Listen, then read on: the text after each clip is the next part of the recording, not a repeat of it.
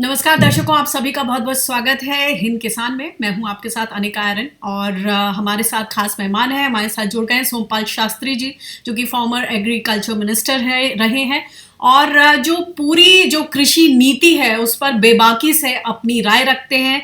मैं हर बार बोलती हूं कि सीधी बात मगर तीखी बात, तो किसी भी बात को रखने से परहेज नहीं करते हैं और बिल्कुल बेबाक राय रखते हैं सोमपाल जी। इसीलिए सोमपाल जी, आज एक बार फिर से मैं आपसे बातचीत कर रही हूं। कृषि कानून वार्ता 9वें दौर की वार्ता, एक बार फिर एक तारीख पर तारीख, जिस तरह से कहते हैं, एक बार फिर एक नई तारीख मिल गई है 19 जनवरी की। क्या लगता है कि कभी आपने अपने इतने लंबे कार्यकाल में इस तरह की सिचुएशन देखी जब किसी कोई भी पॉलिसी को लेकर इतना जबरदस्त स्टेलमेट हो जाए और उस पर कोई फैसला ही ना लिया जा सके? मेरे तो याद नहीं है कोई ऐसी घटना। और मैं ये बात पहले भी कह चुका हूं आपको भी, और जो और भी चर्चाएं हुई हैं सबको मैं लगातार एक ही बात कहता रहा हूं कि सरकार की एक स्टैंडर्ड ट्रिक होती है, और इस सरकार ने तो उस ट्रिक को बिल्कुल लॉजिकल कंक्लूजन से भी सीमा तोड़कर आगे पहुंचा दिया कि ये चाहते हैं कि बातों में उलझा करके और थक जाएं आंदोलनकारी, उठकर चले जाएं। इस उम्मीद में इसको लटकाया जा रहा है, कोई भी प्रगति उसमें हो नहीं रही है और मुद्दे के ऊपर बात नहीं करना चाहते हैं। तो ये तो सरकार की जानी मानी ट्रिक है, इसमें कोई सरकार तो बार बार बोलती है कि हम तो खुले मन से बातचीत के लिए तैयार हैं। हर बार क्लॉज वाइज क्लॉज पॉइंट्स पूछती है किसान नेताओं से, और इस बार तो एक नया शब्द ऐड हो गया डिक्शनरी में कि हम बड़प्पन दिखा रहे हैं। आप कितना इसको देखते हैं, कितना बड़प्पन है ये? क्या आपको लगता है कि ये सिर्फ शब्दों का जाल है या सही मायनों में सरकार की कोई इंटेंशन है? क्योंकि बीच में सुप्रीम कोर्ट भी आ गया। कि बड़प्पन कहना तो अच्छा नहीं लगता, खासतौर से सरकार, वो जनता के प्रतिनिधि है, उसको ये तो कह सकते हैं कि हम आपके मुद्दे के प्रति बहुत सचेत हैं, संवेदनशील हैं, और बड़प्पन दिखा रहे हैं तो फिर अगर इसका मतलब है कि आपकी नीयत में कहीं कहीं छोटापन ओछापन दिखाने की भी नीयत है, कहीं वो एक तरह से कोई कोवर्ट धमकी भी इशू कर रहे हैं कि हम अभी बड़प्पन दिखा रहे हैं, अगर अपनी असली पे आए तो कुछ क्या करेंगे। तो इस तरह का भी उसमें अंदाज लगाया जा सकता है, मैं नहीं कहता कि ऐसी बात है। तो इस तरह के बड़बोलापन, इस तरह की बात कहनी नहीं चाहिए सरकार को। आफ्टर ऑल वो जनता की प्रतिनिधि है, उसके प्रति उसकी का उत्तरदायित्व भी है, उसकी संवेदनशीलता भी उससे अपेक्षित की जाती है। और एक जब भी किसी बड़े पद के ऊपर अनिका जी कोई व्यक्ति होता है, चाहे वो परिवार में हो, किसी संस्था में हो या सरकार में हो, जितने बड़े पद पर होता है उससे उतनी ही बड़ी गरिमा की अपेक्षा की जाती है। तो ये बात जो है, ये सरकार के उच्च पदस्थ लोगों द्वारा इस तरह का वाक्य कहा जाना, ये उनकी गरिमा के अनुरूप नहीं है और ये कोई विश्वास जगाने वाली बात नहीं है। जहां तक सर्वोच्च न्यायालय के रुख का सवाल है, मुझे भी एक आशा जगी थी कि चलिए एक स्टेलमेट हो गया, एक तनाव हो गया, आपस में तलवारें खिंची हुई हैं, तो सर्वोच्च न्यायालय अगर उसमें हस्तक्षेप करेगा तो एक रास्ता मिल जाएगा दोनों पक्षों को एक सकारात्मक संवाद स्थापित करने का। तो और परंतु जिस तरह की समिति सर्वोच्च न्यायालय ने बनाई है, वो तो उसके जाने माने वकील हैं, उन चीजों के उनके पक्षधर हैं जिन तथाकथित सुधारों को यहाँ लाया जा रहा है बहुराष्ट्रीय कंपनी और पूंजीपतियों के इशारे के ऊपर। मैं तो चारों व्यक्तियों को जानता हूं इनमें से, और भूपेंद्र मान का तो मुझे आश्चर्य हुआ था। मैंने मित्रों से कहा भी कि ये व्यक्ति कैसे आ गए, वो तो भले आदमी है, 6 साल मेरे साथ राज्यसभा में रहे हैं। तो खैर उनकी आत्मा ने उनको झकझोरा या क्या हुआ तो उन्होंने छोड़ दिया। मैं तो उन्हें बधाई देना चाहता हूँ आपके माध्यम से। मैं फोन भी उन्हें करना चाह रहा था, पर फोन तो उन्होंने अपना बंद कर रखा है। तो उन्होंने अच्छा किया। और कहने का अर्थ यह है कि सुप्रीम कोर्ट ने 2 चीजों को ठीक से नहीं किया। एक तो ये कि सुप्रीम कोर्ट का जाना माना अधिकार क्षेत्र संविधान की दृष्टि से भी और सत्ता के जो कार्य विभाजन है, अधिकार विभाजन है, उसमें भी सुप्रीम कोर्ट का अधिकार क्षेत्र यह है कि कानून की वैधता की संवैधानिक कसौटी के ऊपर परख करके यदि उसमें कोई खामी है, आंशिक या पूरी, तो वो उसको संविधान के विरुद्ध घोषित करे, या संविधान के अगर अनुरूप है तो उसको वैध घोषित करे। और नीति के मामले में एक सतत उनका पक्ष रहा है, रुख रहा है, कंसिस्टेंट स्टैंड रहा है कि नीति के मामले में, उसके क्रियान्वयन में जब तक के कानून की भावना का या संविधान की भावना का उल्लंघन नहीं हो, हम हस्तक्षेप नहीं करेंगे। तो अपने ही उस स्टैंड को बदला है। पूरे भारत के इतिहास में एक भी उदाहरण मुझे याद नहीं है। मैं खुद कानून का विद्यार्थी रहा हूं और संविधान मेरा एक विशेष रुचि का विषय रहा है। तो मैंने कभी ये सुना नहीं कि इस तरह से कानून को अबेयंस में रख दिया हो, और उसमें ये भी नहीं कहा कि ये संवैधानिक दृष्टि से ठीक है या गलत है। तो सुप्रीम कोर्ट द्वारा ये परंपरा शुरू करना, ये परिपाटी शुरू करना भारतीय लोकतंत्र के लिए बड़ा निराशाजनक कदम लगता है। मुझे तो अच्छा नहीं लगा सुप्रीम कोर्ट का। और सरकार और सुप्रीम कोर्ट को एक अवसर मिला था, अनिका जी, कि किसानों में जो अविश्वास की भावना जगी थी, जिसका हम कई बार चर्चा कर चुके हैं, इनके पुराने वायदों के लिए उनके ऊपर पूरा नहीं करना, चाहे वो स्वामीनाथन आयोग की सिफारिश हो, चाहे वो आय दोगुनी करनी हो, या सिफारिश को लागू करने की बात हो, या भूमि अधिग्रहण कानून की बात हो, और सुप्रीम कोर्ट में वो जो हलफनामा, वो सारी घटनाएं दोबारा गिनवाने की आवश्यकता नहीं है। तो जो एक अविश्वास की स्थिति पैदा हुई थी, उस विश्वास को जीतने का बहुत बड़ा अवसर मिला था सुप्रीम कोर्ट के हस्तक्षेप के कारण, उसको फिर गंवाए जा रहे हैं। तो कहीं ना कहीं क्रेडिबिलिटी जो सुप्रीम कोर्ट की है, उच्चतम जो संस्था है न्याय की, वहां भी प्रश्न चिन्ह लगते नजर आ रहे हैं। जब हम लोगों से बात कर रहे हैं, किसान नेताओं से बात कर रहे हैं, तो उनके मन में यही है, जबकि अब पलट कर वो बिल्कुल साफ शब्दों में बोल रहे हैं कि हम सुप्रीम कोर्ट की मध्यस्थता या फिर सुप्रीम कोर्ट की तरफ से जो कमिटी का जो ये सजेशन है, हम उसको बिल्कुल सिरे से खारिज कर रहे हैं। हमारी लड़ाई सरकार से है और हम सरकारी नीति हस्तक्षेप चाहेंगे, और हम चाहेंगे कि सरकार संसद का एक स्पेशल सेशन बुलाए और उसके बाद इस पर आगे जो भी फैसला लेना है वो लिया जाए। आप बात कर रहे थे भूपिंदर सिंह मान साहब की कि उनकी शायद आत्मा ने उन्हें झकझोरा। एक और जो दूसरे सदस्य हैं अनिल घनवत, उनका भी स्टेटमेंट आया है कि वो कमेटी से इस्तीफा तो नहीं दे रहे हैं, मगर वो किसानों का पक्ष मजबूती से रखेंगे। आपको क्या लगता है, ये इसमें भी कुछ ऐसा, क्या ये आपको पहली बात संभव लगता है? क्योंकि जब वो फ्री मार्केट इकोनॉमी के समर्थक रहे हैं, जो जेनेटिकली मॉडिफाइड बीज हैं उनको बोते रहे, उनकी संस्था जो है वहाँ महाराष्ट्र में तमाम तरह के ऐसे विरोध प्रदर्शन भी हुए हैं जहाँ इनके संस्था के जो किसान हैं उन्होंने जीएम बीजों का उनको माना है और वो बोलते हैं कि ये हमारा अधिकार है। तो ऐसे में आपको लगता है कि वो एक तरह से किसानों की पैरवी कर पाएंगे, उनका पक्ष मजबूती से रख पाएंगे? देखिए, मैं व्यक्तिगत तो किसी की नीयत के ऊपर शक करने का मुझे अधिकार नहीं है, पर व्यक्ति का जो व्यक्तित्व है उसका आकलन दूसरा व्यक्ति उसके इतिहास से करता है ना। तो जो आपने सही कहा कि अभी तक तो इन तीनों का जो इतिहास रहा है वो रहा है इस तथाकथित उदारीकरण के और मार्केट इकोनॉमी के पक्ष में। और अर्थशास्त्र का कहीं भी पूरे विश्व में जो विकसित और तथाकथित बाजार शक्तियों से चलने वाले और जो ठेठ पूंजीपति देश है, अमेरिका और यूरोपियन इकोनॉमिक कम्युनिटी, उसमें भी खेती किसानी बगैर सरकार की सब्सिडी के लिए नहीं चल सकती। उसका एक कारण है कि खेती का पेशा ऐसा है जहां खेत की तैयारी से लेकर बिजाई, पानी देना, खाद डालना, कीटनाशक छिड़कना, खरपतवार निकालना, गुड़ाई करना, मेड़ बनाना, काटना, उसाई करना, ले जाना, वह भी और परिवार के खर्चे चलते तो रहते हैं। उसकी आय का प्रवाह सतत नहीं होता। तो उसको जिस दिन फसल आती है, कर्जा पुराना वापस करना है, ट्रैक्टर की रिपेयर करानी है, ट्यूबवेल की मोटर खराब हो गई है, बच्चों की लड़कियों की शादियां करनी है, और पुराने जो बिल पेंडिंग पड़े वो देने हैं, कर्जा वापस करना है, ब्याज चुकाना है, तो उसको डिस्ट्रेस सेल का सामना करना पड़ता है। ये अर्थशास्त्र में जाने माना फिनोमिनन है और पूरे विश्व में कहीं भी इसके बगैर काम नहीं चलता।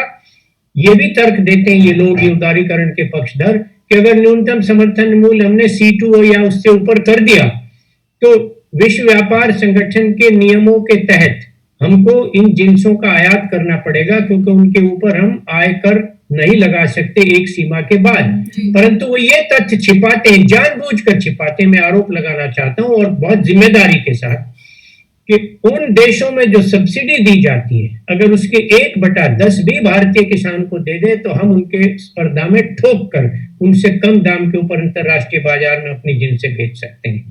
तो ये जाने माने इनके पक्ष हैं। तो ये तो बिल्कुल ऐसे हुआ जैसे एक पक्ष दो पक्ष आपस में लड़ रहे हैं, उनका एक वकील और उस वकील को ही आपने पंच या न्यायाधीश नियुक्त कर दिया, तो उससे आप कैसे न्याय की उम्मीद करेंगे? वो तो पक्षधर है ना।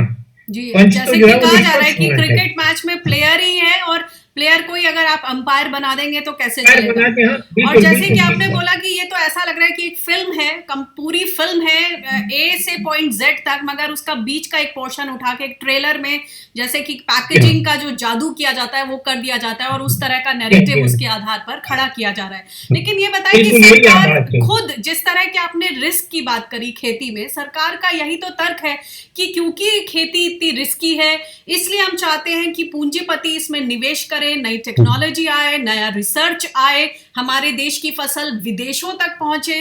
तो इसमें क्या प्रॉब्लम दिखती है अगर एक सही नियत के साथ अगर ये किया जाए, किसान की इंडिजिनस ट्रेडिशनल मैं नॉलेज का बता देता इस्तेमाल हूँ क्या हो, प्रॉब्लम है। वैल्यू ये चेन कोई में नया टेक्नोलॉजिकल एफिशिएंसीज हो और जो इक्विटेबल डिस्ट्रीब्यूशन है, मार्केट भी मिले, अगर ये सारे चीजें ठीक तरीके से मिल जाए तो दिक्कत क्या है? देखिए, हमारे पूर्व प्रधानमंत्री मनमोहन सिंह जी तो विश्वविख्यात अर्थशास्त्री हैं। मेरी उनसे 2 बार इस विषय पर बहुत विशद चर्चा हुई, 2010 में और 12 में। और मेरे तर्क के पहले ही और तर्क के बाद तो निश्चित उन्होंने कहा कि Sompal, I perfectly agree with you. मैं उनके शब्द रिपीट कर रहा हूं, I perfectly agree with you that agriculture can not be left to the mercy of the market. और मैंने उसका कारण बता दिया आपको। उसकी जो बाजार शक्ति की बात करते हैं, उसमें जो एडम स्मिथियन इकोनॉमिक्स है, क्लासिकल इकोनॉमिक्स, उसमें अवधारणा यह है कि सूचना और फैक्टर्स ऑफ प्रोडक्शन जो है वो उसका फ्री फ्लो होगा एक, और एक्सचेंज जो है वो इक्वल एंटिटीज के बीच होगा जी। एक चींटे और हाथी के बीच अगर एक्सचेंज होगा तो रगड़ा चींटा ही जाएगा। तो वो तो जानी मानी बात है। मैं पहले फिर दोबारा दोहराना चाहता हूं कि अमेरिका हो, यूरोप हो, जापान हो, कहीं भी किसान की ये स्थिति नहीं होती कि वो कॉरपोरेट जगत की पूंजी के मसल के साथ लड़ सके। उसमें शोषण किसान का ही होता है।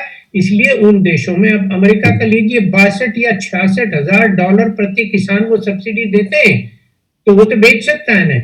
मैंने आपको स्विट्जरलैंड का उदाहरण दिया। मैं उनके फेडरल ऑफिस में गया 2017 में, 2,993 यूरो, जिसका मतलब है करीब 2,40,000 रुपया प्रति हेक्टेयर कैश ट्रांसफर होता है उनके किसान को। तो उसकी प्रोड्यूस तो सारी सरप्लस है ना, उसका प्रॉफिट है, वो किसी भाव भी बिके वो उसका मुनाफा है। तो फिर तो सरकार, जिस तरह से आपने कहा कि एक चींटी है और एक हाथी, तो सरकार किसानों को चींटी मानने से क्या इनकार कर रही है? जी हाँ, यही तो कर रही है। और क्या कर रही है? वो यही तो कहते हैं कि मार्केट में होने दीजिए, मार्केट को तय करने दीजिए। मैं तो बड़े बड़े अर्थशास्त्रियों की कंपनी में रहा हूं, उनके सत्संग में रहा हूं, योजना आयोग में, मैं नाम नहीं लेना चाहता। उनसे यही बहस होती थी और उनके पास कोई उत्तर नहीं होता। हमसे बैठ के कराइए ना चर्चा, आप बता देंगे हम कैसे क्या तर्क देते हैं ये। जी, एक और बात बताएं, जब वार्ता के बाद जब कृषि मंत्री तोमर जी बाहर आए तो जो मैं सवाल सुन रही थी तो उसमें उन्होंने बोला, सवाल सामने रखा गया कि भाई आप इसका हल क्यों नहीं निकाल रहे हैं, पूरे देश में किसान आंदोलित हैं। तो उनका कहना था कि ये तो सिर्फ 2-3 राज्यों के किसान हैं और कुछ प्रतिनिधि हैं जो कि आए हुए हैं। अब आपको ये क्या लगता है, हम सब सोशल मीडिया पर, टीवी पर लगातार ये तस्वीरें देख रहे हैं, ये पैन इंडिया आंदोलन है, फिर क्या सरकार इसको छोटा मान रही है या एक नैरेटिव बनाने की कोशिश कर रही है? कहाँ प्रॉब्लम है? नैरेटिव बनाने की कोशिश है। शांता कुमार कमेटी की रिपोर्ट का मैंने इसी आधार पर विरोध किया। उसमें ये फाइंडिंग है, आपके याद हो, जिसको सरकार बार बार कोट करती है कि 6 से 7% किसानों को एमएसपी का लाभ मिलता है। असली बात ये नहीं है।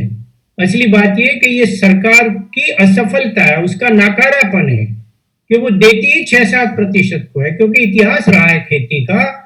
पहली बार भी मैंने आपको कहा था कि आजादी से पहले चौधरी छोटूराम के समय से पंजाब, जिसमें आज का हरियाणा और हिमाचल भी सम्मिलित था और जो पाकिस्तान में पंजाब है वह भी सम्मिलित था, वहां ये एमएसपी की बात शुरू हुई थी। और किसानों का वहां का इतिहास है। यहाँ का किसान प्रबुद्ध भी है और हिम्मत वाला भी है। और यहाँ के जो राजनीतिक लोग रहे हो, किसी भी दल के रहे हो, वो ज्यादातर किसान रहे, उन्हें किसान की समस्या के प्रति संवेदनशीलता थी। तो ये एक ऐतिहासिक कारण है कि पंजाब हरियाणा में एमएसपी मिलती है, जमुना कूदते ही हमारे इलाके में नहीं मिलती। आज भी वहां धान 1400-1500 रुपए में बिका है, बिहार में 1100-1200 में बिका है। क्या चाहते हैं कि पूरे देश में ऐसी व्यवस्था बनी रहे? जानबूझकर सरकार, क्योंकि वहां देती नहीं है, और उसका आंकड़ा ये पेश करके किया जाता है जैसे पंजाब हरियाणा का किसान तो सरकार के खजाने में से लूट कर ला रहा है 6-7%। तो आपको सबको, हमारी तो मांग है कि सबको देना चाहिए, सारी जिन्सों को देना चाहिए। और मैं तो उससे आगे जाना चाहता हूं कि जो पेरिशेबल कमोडिटी है जिसको सरकार नहीं खरीदती, उसकी भी मंडी में भाव जो है वो लागत आकलन करके खुले। जैसे मान लीजिए सब्जी है आपका, प्याज है, टमाटर है, मिर्च है, तो उसकी 7-8 रुपया तो कॉस्ट आती है। तो सरकार ये कहे कि जो सरकारी मंडी है वहां 10 रुपए से कम इसका भाव नहीं खुलेगा, कंज्यूमर को तो फिर भी 3-4 गुना देना ही पड़ता है, तो किसान को तो कम से कम नुकसान नहीं हो। तो आप विविधीकरण का उपदेश देते हैं, जब विविधीकरण किया तो उसके दाम गिर जाते हैं, कभी प्याज फेंकना, कभी टमाटर फेंकना, कभी दूध उड़ेलना, कभी लहसुन फेंकना, कभी मिर्चे सड़क के ऊपर फेंकनी। तो ये क्यों आप करते हैं? तो उसको एक स्थायी आधार दीजिए। और ये जो बाजार शक्ति का तर्क दिया जाता है, ये बिल्कुल थोता है, बेहुदा है, बेवकूफ है, और जानबूझकर ढिठाई से ये सारे उदारीकरण के पक्षधर लोग झूठ बोलते हैं। अंतरराष्ट्रीय बाजार की जो अमीर देशों की सब्सिडी है उस तथ्य को छिपाते हैं जानबूझकर। ये सब उनके इशारे पर काम करते हैं। मेरे पास सूचना है, सार्वजनिक रूप से कहना अच्छा नहीं लगता अनिका जी, मैं इनमें से एक एक को जानता हूं। ये तो उन एमएनसीज के प्लांट किए हुए उनके पेरोल वाले लोग हैं जो इस तरह की भाषा बोलते हैं जी। एक और बात बताएं कि आज कांग्रेस ने भी किसान अधिकार दिवस के तहत जो राज्य भवन है उनकी घेराबंदी की और मीडिया का माया जाल बताया राहुल गांधी जी ने। और जब कृषि मंत्री से इन सब चीजों के बारे में बात की तो एक तरह से उन्होंने व्यक्तिगत टिप्पणी कर डाली राहुल गांधी पर कि वो जो भी बोलते हैं उनकी अपनी पार्टी के लोग उनका मजाक उड़ाते हैं, उनके कृत्यों की हंसी उड़ाते हैं। आपको लगता है कि जो हमारी जो राजनीति है वो एक उस मोड़ पर आ गई है जहाँ इस तरह की व्यक्तिगत टिप्पणियां क्या ये शोभा देती हैं? क्योंकि जो सीधे सवाल है उनका उत्तर नहीं मिल रहा, मगर उसका उत्तर ढूंढा जा रहा है किसी और को गलत तरीके से पेश करने में। और दूसरा, इसका भी जवाब चाहूंगी आपसे कि 2019 में कांग्रेस के मैनिफेस्टो में भी उन्होंने बोला कुछ ऐसा ही लिखा था, और वो पहले अपना मैनिफेस्टो पढ़ें और फिर बताएं कि वो तब झूठ बोल रहे थे या आज झूठ बोल रहे हैं। देखिए, इसमें दो चीज हैं। व्यक्तिगत टिप्पणी में तो मैं अच्छा नहीं मानता, इसलिए मैं व्यक्तिगत टिप्पणी में जाऊंगा नहीं, चाहे वो कांग्रेस के लोग करें या किसी और दल का करें या बीजेपी का। मैं तो कभी व्यक्तिगत टिप्पणी करता नहीं, विचार के ऊपर टिप्पणी होती है व्यक्ति के। जहां तक रही राजनीतिक दलों की बात, तो इस मामले में सारे ही सरकारें ऐसी ही रही हैं, कांग्रेस ने भी नहीं करके दिया। स्वामीनाथन आयोग की सिफारिश की बात वो कर रहे हैं तो 2006 में आ गई थी, उन्होंने क्यों? मैं तो कहा है कि आजादी से लेकर अब तक सन 65 में जब न्यूनतम समर्थन मूल्य प्रणाली का शुरुआत हुई तो वो बहुत भविष्य के लिए बहुत ही सकारात्मक कदम था, उसमें आहिस्ता आहिस्ता सुधार भी होता गया। और यहाँ एक और बात बताऊं, जिस कानूनी गारंटी की हम बात कर रहे हैं, शुरू में इसका नाम एमएसपी नहीं था अनिका जी, इसका नाम एसएमपी था, स्टैट्यूटरी मिनिमम प्राइस। तो वो तो जस्टिशिएबल था। तो इस मामले में तो सारी सरकारों की इतनी कमी रही है, चाहे वो कांग्रेस रही हो चाहे कोई और रही हो। हाँ, केवल एक सरकार आई थी जो इस समग्र विषय को ईमानदारी से करना चाहती थी, वो थी जनता दल की सरकार, विश्वनाथ प्रताप सिंह जी के प्रधानमंत्रित्व में, जब देवीलाल जी भी उसमें कृषि मंत्री और उप प्रधानमंत्री थे।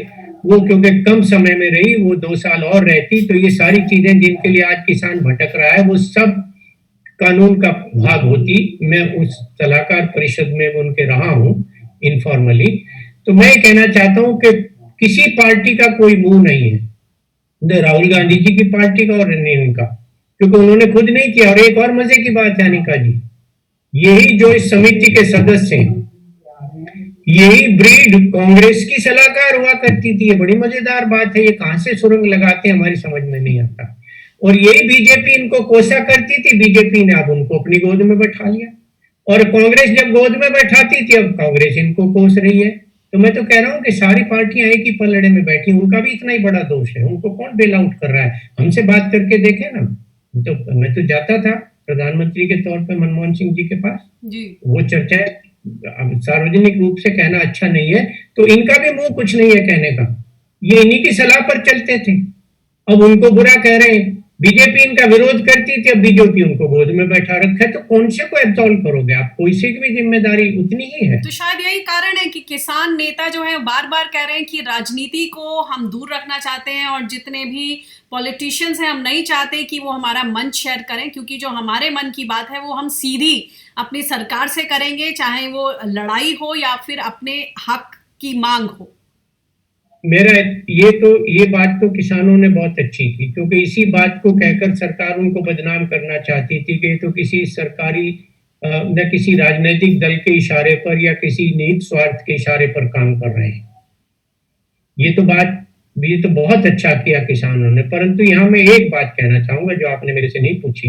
इस मामले में तो मैं बल्कि विपक्ष का नाकारापन मानता हूं कि इतना बड़ा आंदोलन हो रहा है और उनके राजनीतिक हित में है और उसका वो लाभ नहीं ले पा रहे, यदा कदा कोई टिप्पणी कर दी आपने, तो आप इतने बड़े दल हैं, इतने पुराने दल हैं, तो किसानों के साथ आज मिलकर अगर आप चाहें तो आपके तो राजनीतिक हित में है ये बात के जितना बड़ा दबाव बन रहा है उसको आप बढ़ाएं। आप तो कुछ कर नहीं रहे, आप भी तो बयानवीर ही बन रहे हैं, आप भी तो कुछ नहीं कर पा रहे। कोई दल मोबिलाइज हो रहा है क्या? किसी नेता का नाम बताइए बड़े का जिसने लोगों को मोबिलाइज किया हो। खाली वक्तव्य दे देना तो अलग बात है, कुछ तो ऐसे जो वक्तव्य देने से भी डर रहे हैं। क्या कारण है उनके, वो तो वही जाने। जी बहुत बहुत शुक्रिया सोमपाल जी हमसे बातचीत करने के लिए और जो तमाम बातें हैं उनको साफ तौर पर सामने रखने के लिए। और हम आशा करते हैं कि जिस तरह से हम देख रहे हैं कि ये किसान आंदोलन दिन ब दिन तीखा होता जा रहा है, जैसे कि कृषि मंत्री जी ने बोला सिर्फ 2-3 राज्यों के किसान आ रहे हैं, मैं वहाँ ये बताना चाहूँगी कि ओडिशा, राजस्थान, उत्तराखंड, साउथ से भी तमाम किसान जो हैं दिल्ली की तरफ कूच कर रहे हैं। महाराष्ट्र से एक पूरा जत्था आ रहा है और जो महिलाएं हैं वो भी इसमें किसी तरह से कम नहीं। हालांकि पिछली बैठक में जो सुप्रीम कोर्ट ने ये टिप्पणी भी की थी महिलाओं के लिए कि बुजुर्ग और महिलाएं प्रोटेस्ट साइट से वापस चले जाएं, उसको लेकर भी जो महिलाएं हैं उन्होंने एक खुली चिट्ठी लिखी है। संगठनों ने 800 महिलाओं के जो संगठन हैं उन्होंने खुली चिट्ठी लिखी है। तो ये तमाम जो एक्टिविटीज हैं ये दर्शा रही हैं कि कहीं ना कहीं कुछ गैप्स हैं, जो कृषि मंत्री कुछ और कह रहे हैं और जो रियलिटी है, जो तस्वीर है, जो सामने दिख रही है वो कुछ और है। बहुत बहुत शुक्रिया हमसे जुड़ने के लिए। जी जाते जाते अगर आप अनुमति दें। बिल्कुल सर जी। तो पूरे भारत के इतिहास में इतना बड़ा, इतना लंबा, इतना शांतिपूर्ण और सामुदायिक और सामूहिक भावना का प्रदर्शन मैंने किसी आंदोलन में नहीं देखा। और उसमें कोशिशें की गई आपस में फूट डालने की, तरह तरह उसे बदनाम करने की, और उस आंदोलन के जो प्रबंधक लोग हैं उन्होंने कितनी खूबी से, कितनी शालीनता से और जिस तरह से गुरुद्वारा की लंगर संस्कृति को सड़क पर लाकर पूरे भारत नहीं विश्व के सामने उन्होंने दिखाया कि देखिए सामुदायिक भावना का ये स्वरूप मैंने तो विश्व में कहीं नहीं देखा जिस तरह से यहाँ देखा है। इसके लिए मैं किसानों को बधाई देना चाहता हूं और सरकार से निवेदन करता हूं कि उनकी इस सदाशयता और शांतिपूर्ण व्यवहार की और सामुदायिक भावना के व्यवहार की इज्जत करके उनसे एक सकारात्मक बात करके उसका कोई समाधान ढूंढे। अपनी गलती को कहे नहीं पर मन में तो मान ले कि हमसे हुई है, उसको ठीक करने का मौका है, इसको ना घुमाए। जी इसी के साथ बहुत बहुत शुक्रिया। नमस्कार। नमस्ते।